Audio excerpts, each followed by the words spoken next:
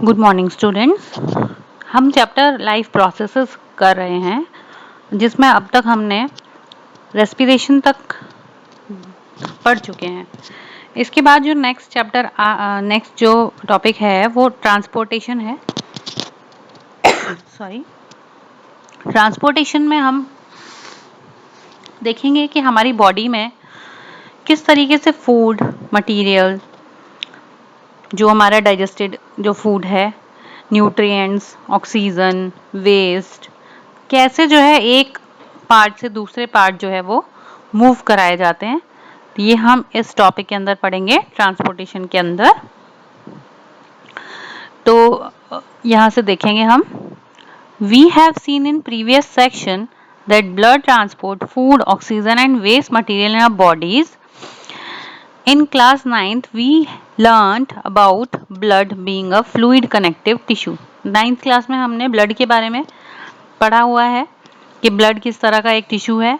Blood एक fluid connective tissue है, ये कनेक्ट करता है डिफरेंट टिश्यूज से बॉडी को, बॉडी के पार्ट्स को। Blood consist of A fluid medium, जिसका मीडियम फ्लूइड है, लिक्विड मीडियम है, कॉल्ड प्लाज्मा। प्लाज्मा है इन विच सेल्स आर सस्पेंडेड, जिसमें कि हमारे ब्लड के जो सेल्स हैं, WBCs, RBCs, वो इसमें रहते हैं। Plasma transport food, carbon dioxide and nitrogenous waste in dissolved form.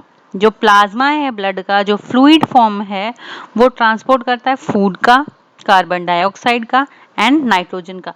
ये इंपॉर्टेंट चीजें हैं जो हमें याद रखनी है हमेशा, कि प्लाज्मा ट्रांसपोर्ट करेगा फूड को, कार्बन डाइऑक्साइड गैस को एंड नाइट्रोजन वेस्ट को इन डिसॉल्व्ड फॉर्म।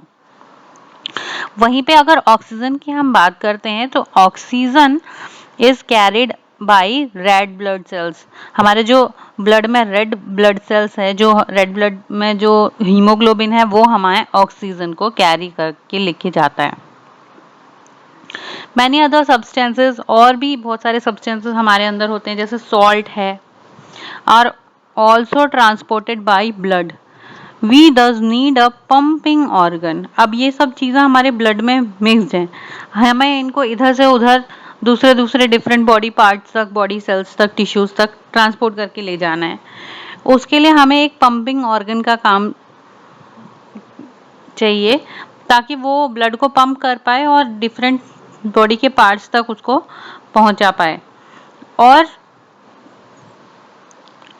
क्यों चाहिए हमें? ताकि, और इसमें हेल्प करेगा अ नेटवर्क ऑफ ट्यूब्स, एक नेटवर्क ट्यूब्स का, जो कि टिश्यूज तक पहुंचे। System in place to ensure that this network can be repaired if damage, और अगर डैमेज सिस्टम है तो रिपेयर कर पाए।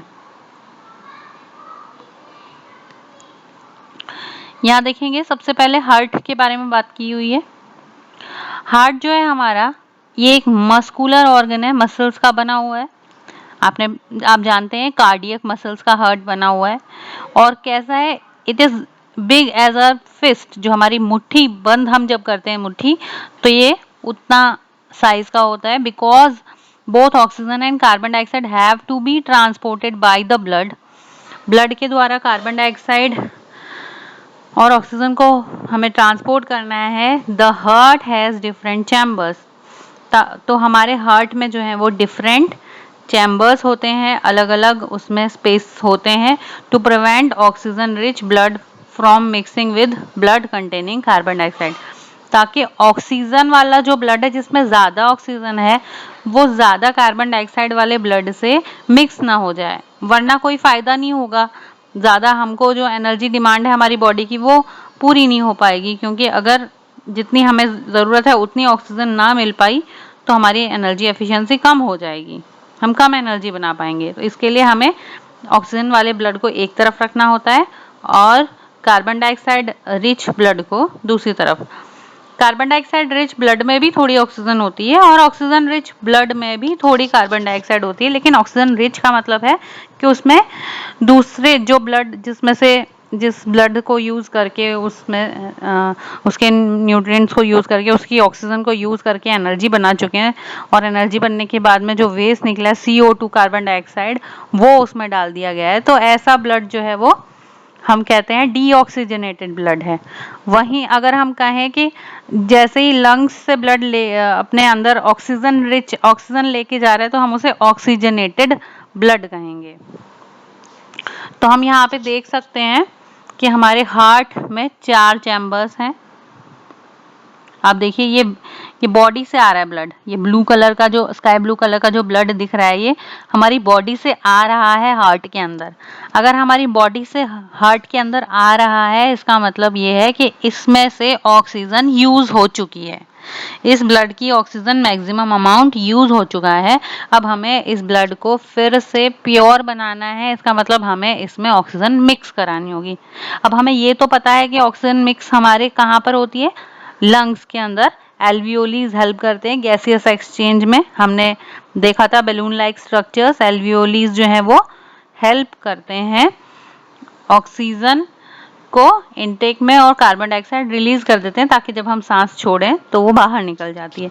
अब ये जो ऑक्सीजन वाला ब्लड है ये आप देखेंगे कि यहाँ पे ये पल्मोनरी जो वेन्स हैं ये वहां लंग्स से, यहाँ पे सपोज हमारे लंग्स लगे हुए हैं तो ये लंग्स से ब्लड जो है ये पल्मोनरी हमें लेके आ रही है। और वहीं यहाँ जो हमारी बॉडी में ब्लड आया है उसके बाद ये दूसरे चैम्बर में पहुंचा है, यहाँ से ब्लड वापस से जो जाएगा वो एक्चुअली लंग्स के पास ही जा रहा है। तो ये है हमारा सिस्टम। अब हम यहाँ पर देखेंगे कि ब्लड के कैसे चैम्बर्स हैं और ये हार्ट के चैम्बर्स कैसे हैं, कितने हैं और ये किस तरीके से काम करते हैं। यहाँ से थोड़ा सा और रीडिंग करेंगे।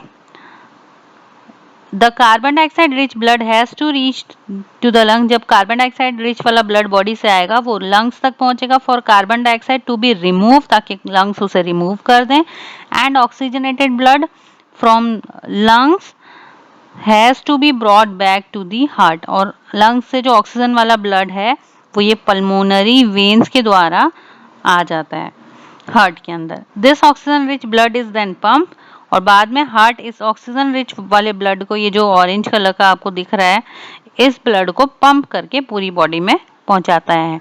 तो ये ऑक्सीजन रिच ब्लड है। We can follow this process step by step. Oxygen rich blood from the lungs come to the thin walled upper chamber. जो हार्ट के जो चैम्बर्स हैं, हार्ट के 4 चैम्बर्स हैं, इसमें जो ऊपर वाले चैम्बर्स हैं वो थिन वॉल के हैं एंड जो नीचे वाले चैम्बर्स हैं वो थिक वॉल के हैं। जो ऊपर वाले चैम्बर्स हैं हार्ट के, मैं आपको बनाकर दिखा रही हूँ यहाँ पर एक डायग्राम रफ।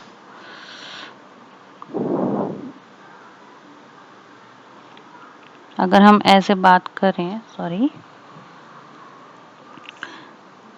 ये है हमारा हार्ट, ऐसे, और सेम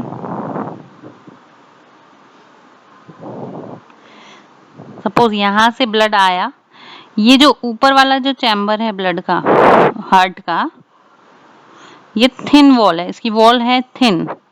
जो ऊपर वाले जो चैम्बर्स हैं ये थिन वॉल्ड चैम्बर्स हैं, क्योंकि इनको ब्लड, इनके अंदर ब्लड आता है तो इन्हें कोई पंप करने की जरूरत नहीं है, तो इनको अपनी वॉल्स मोटी करने की जरूरत नहीं है। आप देखिए यहाँ पर भी ये वाला जो डायग्राम है, इसमें जो ऊपर वाली जो हार्ट की जो, ये देखो ये जो वॉल है ये काफी थिन है, ये जो वॉल है ये काफी थिन है। लेकिन अगर आप इसका हार्ट का नीचे वाला हिस्सा देखें तो इसकी जो वॉल है वो काफी, मसल्स जो हैं वो काफी थिक वॉल्ड हैं, क्योंकि जो लोअर जो पोर्शन है ब्लड हार्ट का, इनको पंप करना होता है, तो पंप करने के लिए इन्हें ज्यादा स्ट्रेंथ की जरूरत है, इसीलिए इसमें ज्यादा मसल्स नीचे की तरफ में होती हैं। ये जो ऊपर वाले जो चैम्बर्स हैं, ये जो हार्ट की, ये जो 2 चैम्बर्स आपको दिख रहे हैं, ये एक चैम्बर है, ये एक चैम्बर है, तो ये दोनों जो चैम्बर्स हैं इन्हें हम बोलते हैं एट्रियम। आप देखो दोनों तरफ एट्रियम लिखा है, और लेफ्ट एंड राइट एट्रियम। जो हमारा लेफ्ट होता है वो अगर हम बायोलॉजी में डायग्राम्स को देखें, बुक में अगर हम देख रहे हो, तो जो हमारा लेफ्ट होता है वो बुक का राइट होता है डायग्राम का, एंड जो हमारा राइट साइड की तरफ पड़ता है वो हमारा लेफ्ट होता है। तो यहाँ पे भी आप देख सकते हैं कि राइट एट्रियम हमारे लेफ्ट साइड में दिखाया है इन्होंने। तो राइट एट्रियम, राइट वेंट और लेफ्ट एट्रियम दोनों अपर चैम्बर्स हैं, और हम इन्हें कह सकते हैं एट्रियम है, इनका नाम एट्रियम होता है, और ये रिसीविंग चैम्बर है, ब्लड को रिसीव कर रहे हैं। आप देखो यहाँ पे बॉडी से ब्लड आ रहा है, रिसीव कर लिया इन्होंने अपर पोर्शन से, और ये भी लंग्स से, पल्मोनरी का मतलब लंग्स होता है, तो लंग्स से ब्लड रिसीव कर रहे हैं। तो दोनों चैम्बर्स रिसीविंग है, इन्होंने यही बताया है यहाँ पर। thin walled upper chambers of the heart on the left atrium relaxes। बता रहे हैं कि ऑक्सीजन रिच ब्लड जब लंग्स से आया है तो वो लेफ्ट एट्रियम में गया है, लेफ्ट एट्रियम से फिर वो लेफ्ट वेंट्रिकल में पंप कर दिया गया, लेफ्ट वेंट्रिकल ने पंप किया और पूरी बॉडी को उन्होंने सप्लाई किया है थ्रू आयोर्टा। ये आयोर्टा के थ्रू होते हुए ब्लड जो है वो पूरी बॉडी में जो है वो पहुंच गया है। द लेफ्ट एट्रियम रिलैक्स, तो हमारा जो हार्ट है वो काम करता है relax and contract, relax and contract. एक बार रिलैक्स करेगा यानी वो फैलेगा, साइज में बड़ा होगा, जब साइज में बड़ा होगा तो उसके अंदर एक उसका जो अंदर का जो पार्शियल प्रेशर है वो कम हो जाएगा और बाहर से जो ब्लड है वो उसके अंदर एंट्री करेगा, और जैसे ही उसका वो रिसीव कर लेगा ब्लड को, उसके बाद में फिर वो कॉन्ट्रैक्ट करेगा तो ब्लड में उसका पार्शियल प्रेशर ज़्यादा, उसका जो प्रेशर है वो ज़्यादा हो जाएगा हार्ट के अंदर, और फिर वो वहाँ से बाहर पुश कर दिया जाएगा। इस तरीके से हार्ट जो है वो पंप करके अपना काम ब्लड पंपिंग का करता है। Oxygen rich blood from the lungs comes through the thin walled upper chamber of the heart on the left and the left atrium. The left atrium relaxes when it is collecting this blood.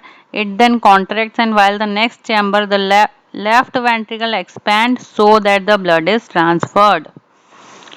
ये वाला chamber जब contract करेगा, सिकुड़ेगा, तो दूसरा ये वाला जो chamber है इसकी जो वॉल है ये खुल जाएंगी। जो वॉल है, ये वॉल्व क्या होते हैं, जैसे हमारी विंडोज होती हैं इस तरीके से हैं, खिड़कियां जैसी अंदर बनी हुई हैं, कनेक्शंस हैं, वो ओपन रहते हैं, क्लोज रहते हैं। तो जब इसमें ब्लड आया उसके बाद इसने कॉन्ट्रैक्ट किया, सिकुड़ा ये, और इसने अपने वॉल खोल दिए, तो ये जो है ये अपना साइज बढ़ा रहा है इतने में वेंट्रिकल, और इसमें ब्लड एंट्री कर जाएगा, और उसके बाद में ये अपने वॉल बंद कर देगा यहाँ से। अब ये कॉन्ट्रैक्ट करेगा, साइज वाइज छोटा हो जाएगा, और कॉन्ट्रैक्ट करके यहाँ के वॉल के थ्रू ये बॉडी में पहुंच जाएगा। तो इस तरीके से कॉन्ट्रैक्शन एंड रिलैक्सेशन के बेसिस पे जो हमारा हार्ट है वो काम करता है। When the muscular left ventricle contracts in turn, the blood is pumped out to the body and deoxygenated blood comes from the body to the upper right atrium and then ventricle, और ventricle से right side आप देखो, left side वाला blood जो है वो हमारा pure blood है, लेफ्ट साइड वाला जो हमारा हार्ट है वहाँ पे ब्लड आया है लंग्स से ब्लड आने के बाद में ये लेफ्ट वेंट्रिकल में गया और वहां से आयोर्टा के थ्रू बॉडी में। लेकिन अगर हम राइट साइड वाले हार्ट की बात करें तो राइट वाले हार्ट के जो दोनों चैम्बर्स हैं उनमें आप देखेंगे स्काई ब्लू कलर का ब्लड दिख रहा है, ये डीऑक्सीजनेटेड ब्लड है, या फिर हम कहेंगे कार्बन डाइऑक्साइड रिच ब्लड है, जो कि क्या करेगा, ब्लड बॉडी से जो ब्लड है डीऑक्सीजनेटेड वो इसमें आएगा, और उसके बाद में इसका जो वेंट्रिकल है, जो इनके वेंट्रिकल्स हैं वो पंप कर देंगे ब्लड को और ये लंग्स में पहुंचा दिया जाएगा प्योर करने के लिए।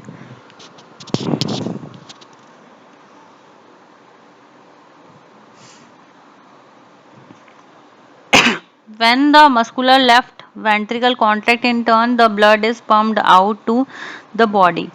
Deoxygenated blood come from the body to the upper chamber of the right atrium. Right side में, राइट एट्रियम में पूरी बॉडी से ब्लड आता है, डीऑक्सीजनेटेड ब्लड आता है। लेकिन कैसा ब्लड है वो? डीऑक्सीजनेटेड ब्लड है। As the right atrium contracts, the corresponding lower chamber, the right ventricle dilates and this transfer blood to the right ventricle. जैसे ही लेफ्ट वेंट्रिकल कॉन्ट्रैक्ट करेगा, left auricle, right auricle contract करेगा, उस वक्त right ventricle जो नीचे वाला chamber है वो रिलैक्स करेगा या डायलेट करेगा और उसके अंदर ब्लड जो है वो चला जाएगा। And which in turn pump, उसके बाद राइट वेंट्रिकल पंप करेंगे और लंग्स में ब्लड को पहुंचा देंगे। Since ventricles have to pump blood into various organs, क्योंकि आप देख रहे हैं कि वेंट्रिकल्स को या तो लंग्स में या पूरी बॉडी तक ब्लड को पहुंचाना है पंप के द्वारा, इसीलिए उनकी मसल वॉल थिक होती हैं और ज़्यादा प्रेशर से वो कॉन्ट्रैक्ट कर पाते हैं। Oxygen enters the blood in lungs, oxygen जो है ब्लड में एंटर करती है लंग्स के अंदर। The separation of the right side and left side of the heart is useful to keep oxygenated and deoxygenated blood. हम देख रहे थे यहाँ पर कि हमारा जो राइट और जो लेफ्ट साइड वाला हार्ट है, इसमें अलग अलग तरह का ब्लड के साथ इसकी डीलिंग होती है। ये ब्लड है कार्बन डाइऑक्साइड रिच, ये ब्लड है oxygen rich blood. The heart is useful to keep oxygenated and deoxygenated blood from mixing. Such separation allow a highly efficient supply of oxygen to the body and this useful in animals that have high energy need. तो ऐसा ये जो 4 chambered heart है जिसमें कोई भी mixing नहीं है ब्लड की, 4 चैम्बर्ड है, ऐसी जो हार्ट है वो जिनमें ज़्यादा एनर्जी रिक्वायरमेंट है, उन ऑर्गेनिज्म में ये होते हैं। This is useful in animals that have high energy needs such as birds and mammals. Mammals and birds के अंदर ये प्रेजेंट है आपका 4 chambered heart. Sorry. In animals that do not use energy for this purpose, the body temperature depend on the temperature in the environment. आप देखो हमारा जो हम मैमल्स हैं या जो बर्ड्स हैं, हमको बोला जाता है कि हम लोग जो हैं वो वार्म ब्लडेड एनिमल्स हैं। वार्म ब्लडेड का मतलब होता है कि हमारी बॉडी का एक जो टेम्परेचर है वो फिक्स है। जैसे आपको पता है कि हमारी बॉडी का जो टेम्परेचर है, अगर डिग्री सेल्सियस में बात करें तो वो 37 डिग्री सेल्सियस हमारी बॉडी का नॉर्मल टेम्परेचर है। आप देखते हैं कि गर्मियां अगर होती हैं, गर्मियों में टेम्परेचर 48 डिग्री 45 डिग्री इतना पहुंचा रहता है, उसमें भी हमारी बॉडी का टेम्परेचर 37 मेंटेन रहता है। अगर हम सर्दियों की बात करें, जब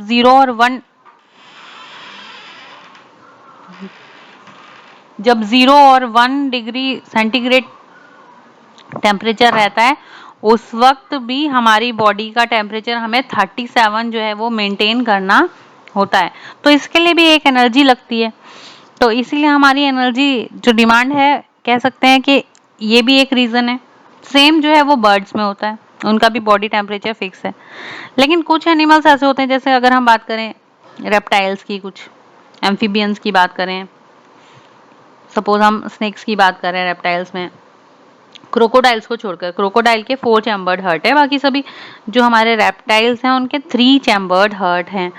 या फिर हमारे एम्फीबियन जैसे फ्रॉग्स वगैरह, तो इनमें जो हार्ट है वो उनको, इन एनिमल्स को अपने बॉडी टेम्परेचर को मेंटेन करने की कोई खास ज़रूरत नहीं होती। फिशेस को आप देख लीजिए, कोल्ड वाटर में है तो भी वो हैं तो उनका बॉडी टेम्परेचर उतना ही हो जाएगा जितना आसपास के सराउंडिंग्स का है, और अगर वो राइज हो रहा है टेम्परेचर तो उनकी भी बॉडी का टेम्परेचर राइज हो रहा है उसी के अकॉर्डिंग, तो उनको उनकी एनर्जी जो है इसमें नहीं लगती है।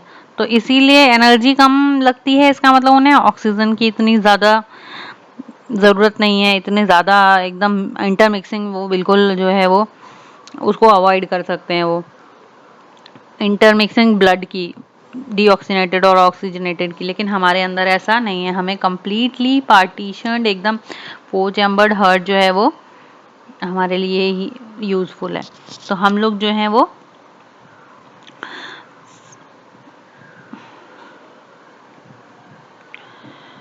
The body temperature depends on the temperature in the environment. तो ये जो एम्फीबियन रेप्टाइल्स हैं इनका बॉडी टेम्परेचर एनवायरनमेंट के टेम्परेचर पे डिपेंड करता है। सच एनिमल्स लाइक एम्फीबियन और many reptiles have 3 chambered heart and tolerate some mixing of oxygenated and deoxygenated blood stream. उनमें ये जो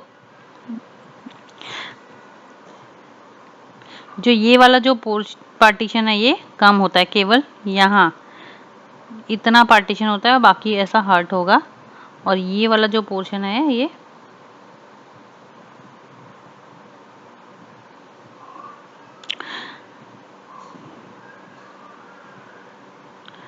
इस तरीके का इनका हार्ट है। तो हम देख रहे हैं कि इनमें पार्शियल ये तो है, देखो आप यहाँ पे पार्टीशन है इतना, लेकिन पूरा कंप्लीट पार्टीशन इनमें नहीं है रेप्टाइल्स में।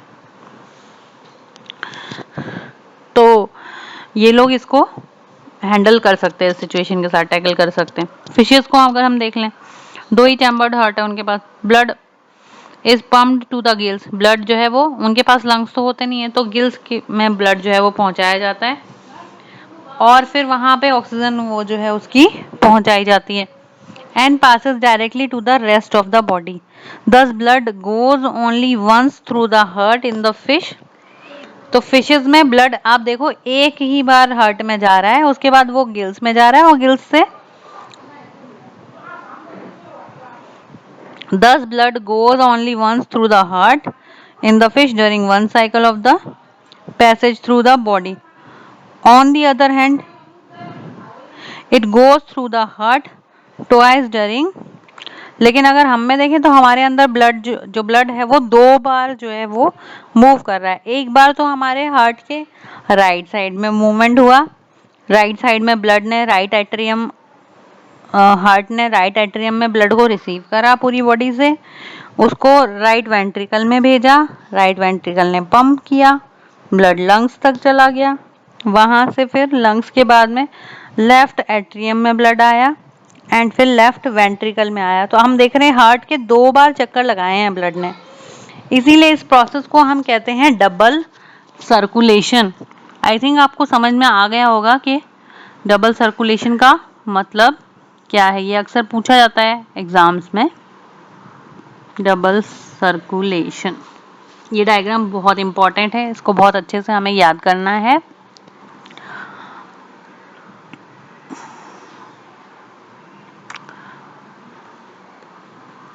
blood pressures, the force that blood exerts against the wall of the vessel is called blood pressure। जो हमारी blood vessels होती हैं, arteries and veins, उनकी जो वॉल है उस पे कितने प्रेशर से ब्लड जो है वो टकरा रहा है, कितना प्रेशर उस पे लगा रहा है, उससे हम नापते हैं कि हमारा ब्लड प्रेशर कितना है। मोस्टली ये आर्टरीज में नापा जाता है, और वो भी आर्टरी हमारी कौन सी, हमारे लेफ्ट हैंड वाली। This pressure is much greater in arteries than in veins. क्यों आर्टरीज में क्यों ज्यादा है ब्लड का प्रेशर, वो इसलिए क्योंकि जब हार्ट पंप करता है तो हमें पता है कि ऑक्सीजनेटेड वाला जो ब्लड है जो हार्ट से वेसल्स लेके जाती हैं ब्लड, उसको हम आर्टरी कहते हैं। तो आर्टरीज में प्रेशर ज्यादा होगा क्योंकि पंप्ड ब्लड जो है वो उसमें आया है। जो उसको पंपिंग का मतलब ब्लड ने हार्ट ने कॉन्ट्रैक्ट किया, कॉन्ट्रैक्शन किया, कॉन्ट्रैक्ट का मतलब वहाँ पे हम जो हमारी हार्ट की जो बीटिंग साइकिल है, हार्ट बीट जो होती है उसमें वो एक साइक्लिक प्रोसेस है, तो उसमें कॉन्ट्रैक्शन और रिलैक्सेशन को सिस्टोल एंड डायस्टोल भी कहा जाता है। सिस्टोल का मतलब कॉन्ट्रैक्ट यानी श्रिंक हो गया, डायस्टोल का मतलब डायलेट यानी कि रिलैक्स हो गया, यानी कि वो फैला है, हमारा हार्ट जो है वो डायलेट हुआ है। तो अगर जो हमारा ब्लड प्रेशर है आपने देखा होगा वो 2 रेंजेस में नापा जाता है।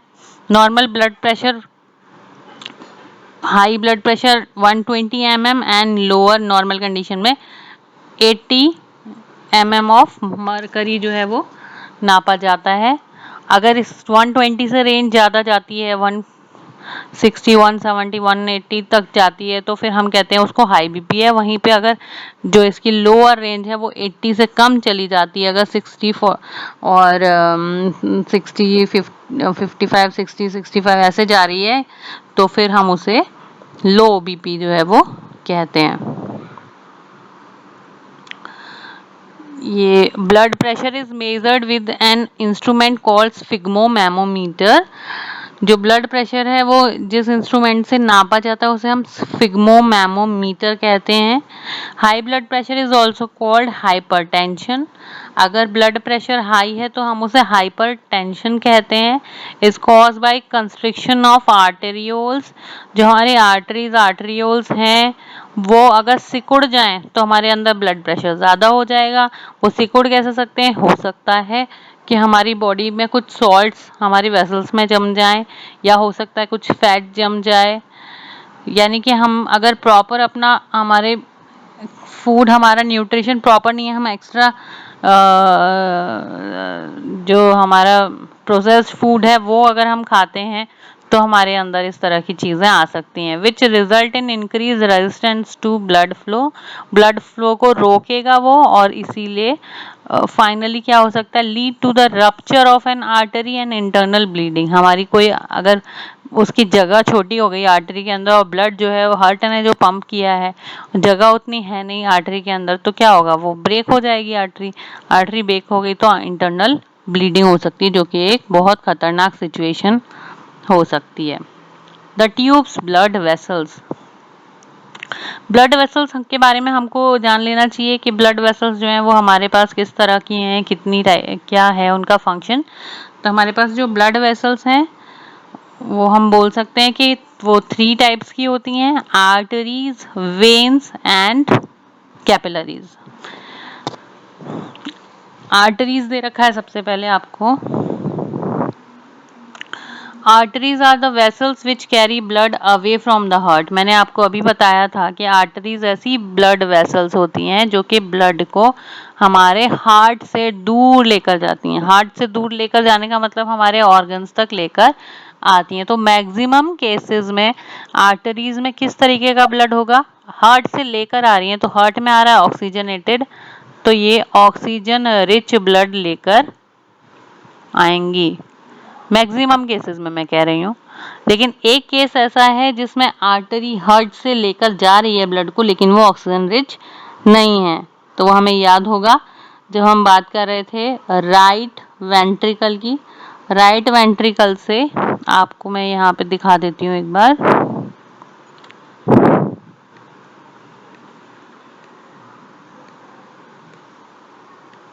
ये देखो, यहाँ पर भी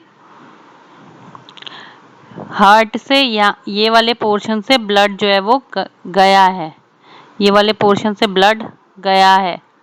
तो हार्ट से जो भी चीज, जो वेसल ब्लड को लेकर जाएगी उसे हम बोलेंगे आर्टरी। और ये कौन सी आर्टरी है? पल्मोनरी। पल्मोनरी आर्टरी का मतलब, पल्मोनरी मतलब लंग्स, आर्टरी लंग्स तक जो ब्लड को हार्ट से लेके जा रही है वो पल्मोनरी आर्टरी होती है। इसमें किस तरह का ब्लड है? इसमें है डीऑक्सीजनेटेड। इसमें ऑक्सीजन की कमी है, इस ब्लड में डीऑक्सीजनेटेड ब्लड है। समझ में आ रही है आपको? तो आर्टरीज, सभी आर्टरीज, बाकी आप देखो यहाँ पर, यहाँ से ये जो अयोर्टा है, जो अयोर्टा वाला जो पोर्शन है, ये वाला, ये जो अयोर्टा है, ये एक सबसे बड़ी आर्टरी है ब्लड की। हार्ट हमारे ब्लड वेसल्स की में से सबसे बड़ी आर्टरी है अयोर्टा, क्योंकि ये ब्लड लेके जा रही है। तो हार्ट से जो भी ब्लड लेके जाएगा वो आर्टरी कहलाएगा। आर्टरी जो है वो मैक्सिमम टाइम में ऑक्सीजन रिच ब्लड ही लेके जाती हैं, लेकिन बस पल्मोनरी आर्टरी ऐसी है जो डीऑक्सीजनेटेड ब्लड या जिसमें ऑक्सीजन की कमी है वो ब्लड लेकर जा रही है। तो वो एक एक्सेप्शनल केस है। Arteries are the vessel which carry blood away from the heart to the various organ of the body since the blood emerges from the heart under high pressure, और इनमें प्रेशर भी high होता है। Arteries heart से blood को लेकर जा रही हैं। हार्ट से ब्लड को लेके जाने का मतलब है ब्लड हार्ट ने पंप किया होगा, तो इनमें प्रेशर ज्यादा है। और प्रेशर ज्यादा कैसे वो उसको उसके साथ डील कर पाएंगी, तभी डील पर कर पाएंगी जब उनकी वॉल थिक होगी। तो आर्टरीज की वॉल थिक होती है और इलास्टिक भी होती है, ताकि अगर ज़्यादा ब्लड फ्लो होने लग जाए तो इलास्टिसिटी की वजह से वो अपने अंदर से उसको पास होने दे पाए। वेन्स कलेक्ट द ब्लड, वहीं पे जो वेन्स हैं, अभी हम बात करें आर्टरीज की, ये है नंबर 1 टाइप की वेसल, नंबर 2 है आपकी वेन्स। अगर आप वेन्स की बात करें तो वेन कलेक्ट द ब्लड, ये जस्ट आर्टरीज का उल्टा होता है। वेन पूरी बॉडी से ब्लड को कलेक्ट करता है और हार्ट तक लेकर आता है। जितने भी वेन्स हैं वो सब हार्ट तक ब्लड को लेकर आई हैं। अगर कोई वेन हार्ट तक ब्लड को लेकर आई है तो उसमें ऑक्सीजन की ज़्यादा डिमांड है, उसके अंदर ऑक्सीजन की कमी है, तभी तो वो ब्लड जो है पूरी बॉडी से लेकर आ रही है, क्योंकि उसकी ऑक्सीजन तो यूटिलाइज हो चुकी। इसीलिए वेन्स जो होती हैं वो डीऑक्सीजनेटेड ब्लड के साथ डील करती हैं। वेन्स किसी ऑर्गन से हार्ट की तरफ आती हैं, इस वजह से वेन्स के पास में कोई भी पंप नहीं होता है ब्लड के लिए। पंप ना होने की वजह से वो स्लो मूवमेंट होता है, वहाँ पर स्लो मूवमेंट है और उनकी वॉल में कोई प्रॉब्लम नहीं है।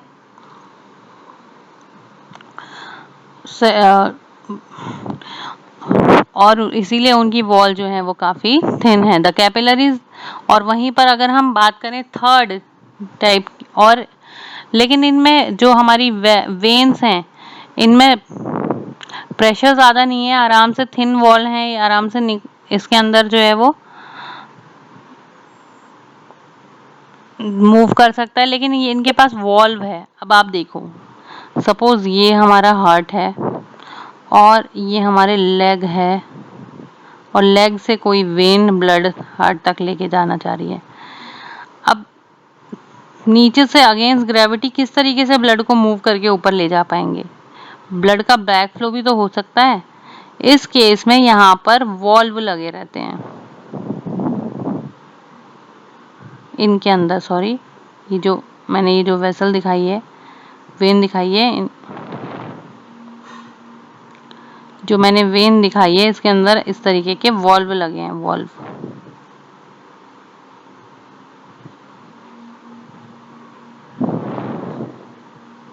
अगर ब्लड जा रहा है ऊपर की तरफ में तो ये वॉल्व उसके बैक फ्लो को रोक देंगे, वो पीछे लौटकर ब्लड नहीं आ पाएगा। तो इनमें वॉल्व लगे रहते हैं, किनमें? वेन्स में वॉल्व हैं, लेकिन आर्टरीज में वॉल्व नहीं है। और इससे डायरेक्शन का भी पता लगा रहता है कि ब्लड एक ही डायरेक्शन में मूव कर रहा है। ऑन रीचिंग ऑन ऑर्गन, अगर किसी ऑर्गन के पास में कोई ब्लड की आर्टरी आई है तो फिर वो आर्टरी थिक होगी, और थिक होगी तो फिर वो कम एरिया में ही सप्लाई कर पाएगी। इसीलिए बहुत छोटी छोटी पतली पतली नलियों का या वेसल्स का जो है पूरी तरीके से सहारा लिया गया, ताकि ऑर्गन्स तक प्रॉपर सप्लाई जो है वो ब्लड की हर जगह हो पाए। तो ये जो माइन्यूट बहुत ही ज़्यादा स्मॉलेस्ट वेसल है walls which are 1 cell thick, ये जो वेसल्स हैं, कैपिलरीज हैं, वो 1 सेल थिक भी हो सकती हैं, और are called capillaries. Exchange of the material and between the blood and surrounding cell takes place across this thin wall. लेकिन इनकी थिन वॉल के अंदर से एक्सचेंज मटेरियल जो है वो ब्लड से या दूसरे टिश्यू से इनके अंदर बाहर किया जा सकता है। The capillaries then join together to form vein, capillaries जो है वो इकट्ठी हो जाती हैं वेन बनाने के लिए, that convey the blood away from the organ और टिश्यू। नेक्स्ट टॉपिक देख लेंगे इसी के अंदर, वो है मेंटेनेंस ऑफ प्लेटलेट्स। प्लेटलेट जानते हैं हम लोग, ब्लड प्लेटलेट्स होते हैं जो कि ब्लड क्लॉटिंग फैक्टर्स होते हैं। What happens if this system of tubes develop a leak? Think about situation when we are injured. जब हमें इंजरी हो जाती है तो हमारी ब्लीडिंग होने लग जाती है। तो अगर वो ब्लीडिंग अपने नेचुरली रुके नहीं तो क्या हो, पूरा ब्लड धीरे धीरे हमारी बॉडी से बाहर आ जाएगा और हमारी डेथ हो जाएगी। तो ये जो कंडीशन है, जो चीज़ें हैं, जो प्रॉपर्टी है जो कि रोक रही है ब्लड ताकि वहाँ पे हार्ड हो जाए वो पोर्शन और फिर से नई सिंथेसिस हो जाए, वो जो प्रोसेस है वो कराती हैं platelets. Naturally the loss of blood from the system has to be minimise, ताकि बॉडी से कम जो ब्लड है वो मिनिमाइज हो पाए, यानी कि ज़्यादातर ब्लड को बाहर ना आने दिया जाए। इसीलिए क्लॉटिंग फैक्टर्स काम करते हैं। तो उनमें जो है वो एक है वो प्लेटलेट है। In addition leakage would lead to a loss of a pressure. इसी के अलावा लीकेज अगर हो रहा है तो प्रेशर का भी लॉस हो रहा है, तो उस बंदे की एनर्जी जो डेफिशिएंसी है वो भी जो है वो कम हो रही है। Pumping system to avoid this, blood has platelets cells which circulate around body and plug these leaks by helping to clot the blood at these point। तो ये प्लेटलेट्स हैं जो उसको हेल्प कर रहे होते हैं, इंजरी होने पे भी उसको देख लेते हैं। नेक्स्ट जो आ रहा है वो है there is another type of fluid that is lymph also involved in transportation, जो कि ट्रांसपोर्टेशन में इन्वॉल्व होता है। दिस इज कॉल्ड लिम्फ और टिश्यू फ्लूइड, जो कि टिश्यू फ्लूइड या लिम्फ कहलाता है।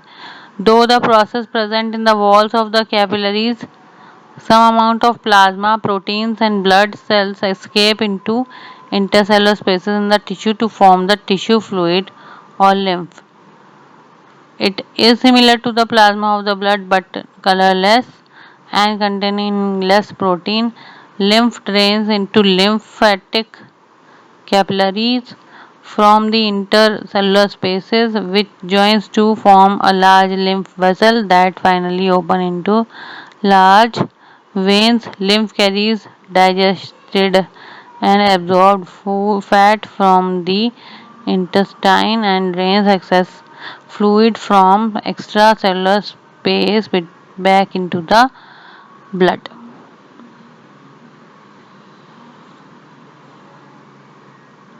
अगला टॉपिक हम नेक्स्ट उसमें करेंगे लेक्चर में। Thank you.